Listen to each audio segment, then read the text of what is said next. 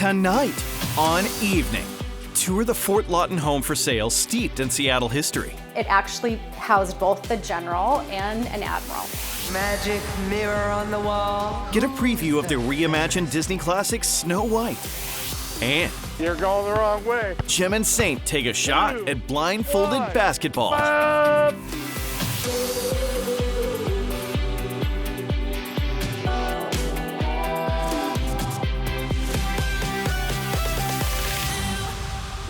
Hey everybody, Jim Dever along with St. Brian, and we are at one of our favorite watering holes tonight, the Queen Anne Beer Hall. Yeah, it's not just one of our favorites, it's become a super popular destination for sports fans. So if you've got a case of March Madness, join the crowd. You know, we're within easy walking distance to Climate Pledge Arena, which is hosting 6 games starting Friday. We asked owner Gary Zaretti to talk us through his strategy for this weekend. We're super excited to be packed all weekend. So for the next 4 days, we'll be open at 9 a.m., catching all the games from the very beginning. We have 32 taps. Local beers are our specialty. Of course, all of our great food as well. Even if you're going to CPA, you can actually watch games before and afterwards or in between your sessions while you have nothing to do. Well, we've never had a regional out here, and so, man, it's just what everyone's talking about. It's been a crazy week. All right, thank you, Gary, and thank you for the generous pours. We're going to learn more about the food here at Queen Anne Beer Hall in a moment. But first, military history is for sale on the next hill over from here. That's right, over in the Magnolia neighborhood, there is a house for sale that once housed generals. Tin Hut for tonight's Unreal Estate.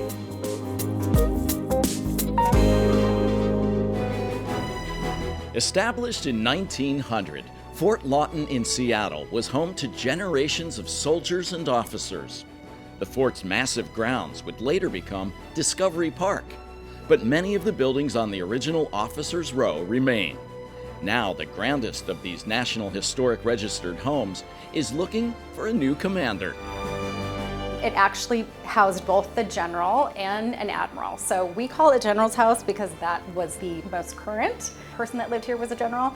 We were the first official civilians ever to live in Fort Lawton in Discovery Park in these beautiful, beautiful homes. Built in 1904, this 6,600 square foot house is the only remaining single residence on the grounds. If these walls could talk, right? It's pretty interesting to sit in your living room and look around and think, what kind of conversations happened in this room?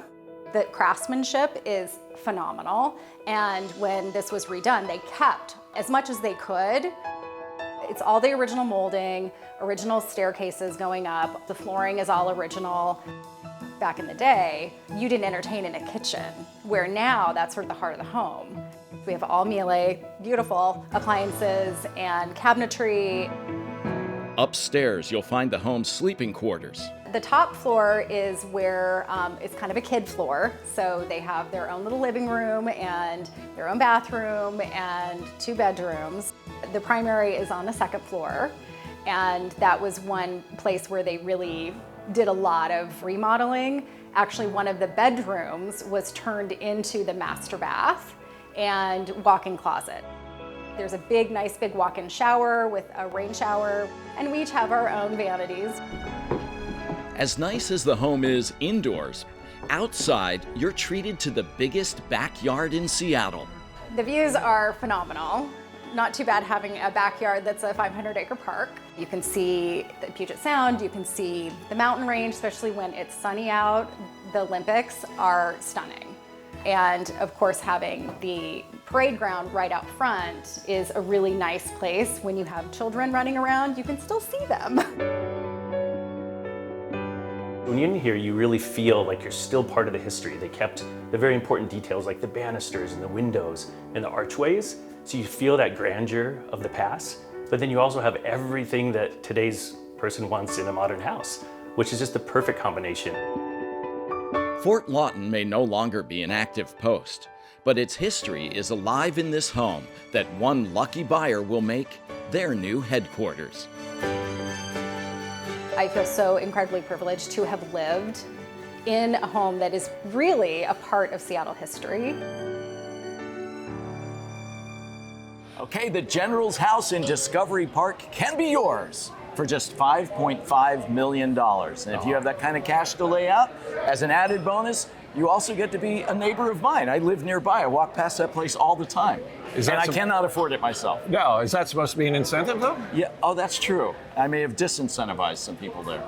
You know, 2 years after becoming an internet sensation, a local DJ is ready to grab the spotlight one more time. Yeah, so Jose finds out what's shaking with Dancin' FaraZ. The song is called Dance! There's no question that Dancing FaraZ will put on a show. It's the happy vibes and the dancing style that makes this DJ one to remember. My strength is my live performance. Right now, more than ever, we all need more good vibes. That same energy made him an internet sensation. 2 years ago, when I went viral in Miami, I was just a fan.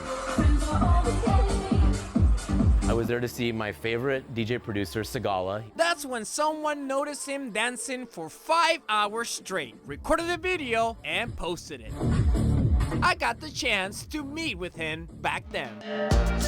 Oh, here we go. Oh, there goes your mic. Where he got into his dancing coach mode and tried to teach me some moves. I'm gonna teach you how to dance in 3 steps. Ready? The first thing, your core. 1, 2. Yeah, exactly. See that? See how you're working the core? That's the core. The core. Second thing is your feet. You gotta get your feet moving, right? And then you got your hands, right? You gotta move your hands. Let's just say my dancing skills haven't improved since then.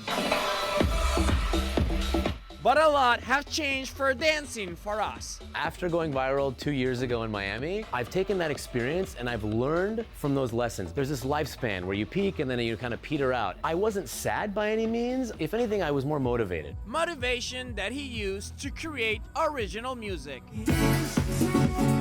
Making music is extremely difficult. How do you know when a track is done? Because you can do so many things to it. It really is all about the feeling. He collaborated with a producer in Europe on 4 songs that became his first EP album. All 4 singles and the EP album itself got signed to a record label out in New York. Here is a sneak peek of his very first single release. The song is called With My Friends. I'm going with my friends tonight. I'm going with my friends. I'm gonna have a good time. It's a lot of fun vocal drop and it's got some great trumpets in it. This really feels like a Dancing FaraZ EP album. This really feels like Dancing FaraZ music. This music is about having a good time and having the possibility of a second shot at fame. I know I have to start small and work my way up. Let's hope lightning strikes twice. You know, it sounds like lightning just might strike again. So. Thank you, Jose. Dancing FaraZ has a new single, With My Friends. You just heard it, and it's dropping this weekend. Yeah, and right now he's actually back at that festival in Miami where it all started, but not as a dancing fool, but as a performer. What's that dancing fool move again? Okay, just checking. It's bobblehead. Still to come, a Disney classic cartoon comes to life. Get a look at the new live-action version of Snow White. But up next, nope, go forward, go forward. Jim and Saint go one-on-one for some blindfolded basketball. Wow! Local stories make a difference. I want to check that out. With the power to enrich lives, strengthen communities, and make us smile. Evening is made possible by Primera Blue Cross. Primera Blue Cross, always in your corner. Welcome back to the show from Queen Anne Beer Hall in Seattle.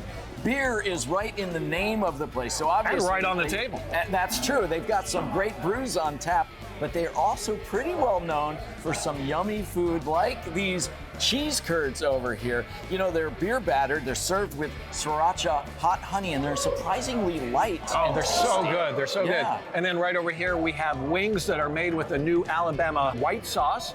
And I don't know if you got enough corned beef during St. Patrick's Day, but the Hall Reuben here is slow braised with sauerkraut, Swiss cheese, and Hall sauce on a Macrina sourdough bread. Oh, wow, that does sound good. Their most popular item, I would say, is the Smash Burger. It's a tasty blend of brisket and chuck, shaved onions, and American cheese. Now, you can't come to a place like a beer hall without tasting some authentic German pretzel. It's a giant house-made pretzel served with stone-ground mustard and Cougar Gold cheese sauce. Yeah. Queen Anne Beer Hall is open 7 days a week, and this one is just blocks away from Climate Pledge Arena. Yeah, they have another location in Kirkland, and they're opening a third in May in Pioneer Square.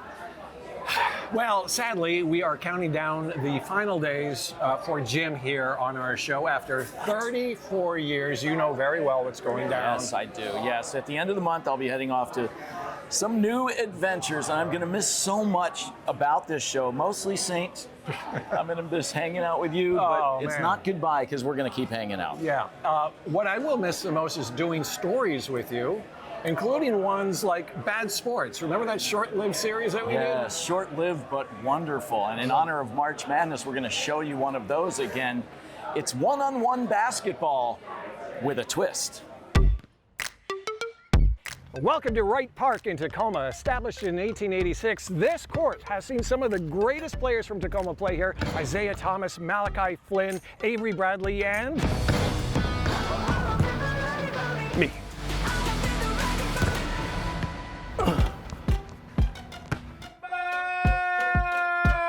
This might be the first game of basketball I've ever played. I've shot baskets, obviously, but I don't go one-on-one typically. We're going to take a little bit of a turn. We're going to play blindfolded. Yes, blindfolded basketball. How many fingers do I have up? One. Just the sort of thing that would go viral on YouTube. I'm Paul Sylvie with your starting lineup. At 6'6" from Tacoma, St. Brian. Taking on 5'7" Jim Dever of Seattle. Well, you know where I am because you can hear the ball. I started out with so much confidence, and then I realized I don't know where the basket is. I don't know where the basketball is. I don't know where I am. It's like you were wearing a blindfold or something. Exactly. Got the ball right there in front of you, right there. But I always knew where Abe was. Go to your left. Okay. You're going the wrong way. Abe Abrahamson, who's a self-described sports nut. Nope, go forward, go forward, go forward. He offered to coach us. Turn around, turn around. You want to go forward. Let's just say he wouldn't take no for an answer. I lost my dribble. Hey, one of you guys right there. Touch it. Right there. Who's right there, me or Jim? You got it. Nope, big guy gets it. Switch positions. Nope. And just when it appeared this legendary court would be contaminated by our poor playing, a miracle. Did it go in? What? Oh my God! What? Saint claims that he got a basket, but I didn't see it. I didn't see it either. 5, 4, 3, 2, 1. Bop. And that's your final score. Saint 1, Jim the big old goose egg. Thank you, Abe. Thank you, Abe. Not have done it without you. Would have liked to have done it without you, but we couldn't do it without you. So, what did we learn today, Jim? Nothing, absolutely nothing.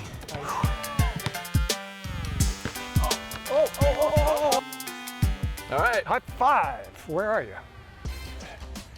What are we gonna do next time? I'm on blindfolded archery. Okay, you be the target. I'm guessing the basketball action at Climate Pledge this weekend is going to be a little better than what we just displayed. Yeah, well, they will have the benefit of not being blindfolded. Oh, no. So there's that. How's that? When we return, Magic mirror on the wall. get a peek at the new live-action version of Snow White. Welcome back to Queen Anne Beer Hall. Oh, sorry. Oh, got on your phone. A little on your phone. You know, Disney Pictures is releasing another live-action remake of one of their classics this weekend. I'm so sorry. It's Snow White. Yeah, that's the name of it. It stars Rachel Zegler, Gal Gadot, and 7 CGI dwarves. Here's a preview.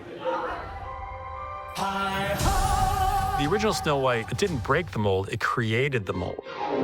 Released all the way back in 1937, Snow White and the Seven Dwarfs is widely regarded as one of the greatest animated films ever made. Its magical charm, a touchstone for all things Disney. Somehow Walt Disney connects to something inside of us, a kind of childlike wonder and optimism. My parents always said this forest was a magical place. West Side Story's Rachel Zegler stars as the title character. Wonder Woman's Gal Gadot plays her stepmother, the Evil Queen. Action. First day I was shooting, I was a little nervous because I'm doing something that is so iconic. All of a sudden, I'm the Evil Queen and I get to say that? Magic mirror on the wall. Who's the fairest one of all? Famed is thy beauty, Majesty. But a lovely maiden I now behold. Scared for her life, Snow White flees to the woods for her own safety. There, she discovers a cottage where she's met by... Come on, you know the story.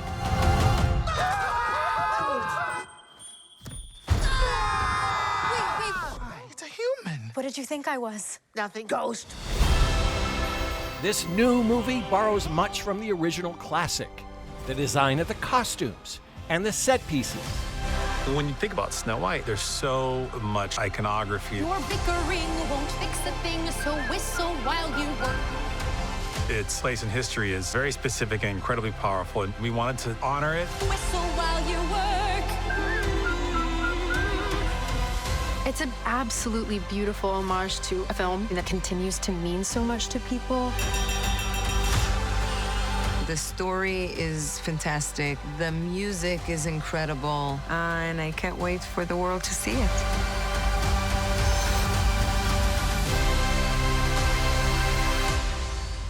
Snow White is rated PG and opens in theaters tomorrow. You know, it's been a little controversial because of the casting, because of some of the comments that the actors have made, but the young target audience, they don't know anything about that. They just want to be entertained, and Disney almost always delivers. You know, I'm woefully ignorant. I haven't been following the news on this. Can you repeat one of the controversial comments maybe for us?